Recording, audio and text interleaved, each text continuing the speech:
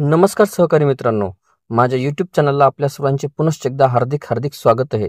आपण जर सरकारी कर्मचारी किंवा पेन्शनधारक किंवा कुठेही शासकीय सेवेत नोकरीला असा तर ही खास बातमी मी आपल्यासाठी घेऊन आलेलो आहे.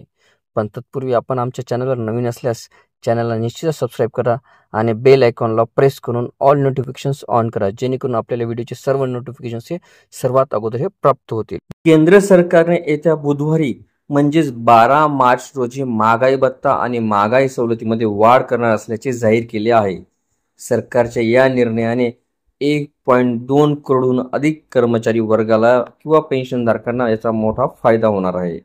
येत्या बुधवारी मंत्रिमंडळाची बैठक होणार आहे. त्यानंतर महागाई भत्त्यात एकूण किती टक्क्यांनी वाढ होणार हे जाहीर करण्यात येणार आहे. सरकारी कर्मचाऱ्यांचा महागाई भत्ता हा वर्षातून 2 वेळेस वाढवला जातो. सरकारी कर्मचाऱ्यांचा हा भत्ता 1 जानेवारी आणि 1 जुलैपासून वाढवला जातो. यात सरकारने कोणत्याही दिवशी ही घोषणा केली तरी याची अंमलबजावणी या 2 दिवशीपासूनच केली जाते.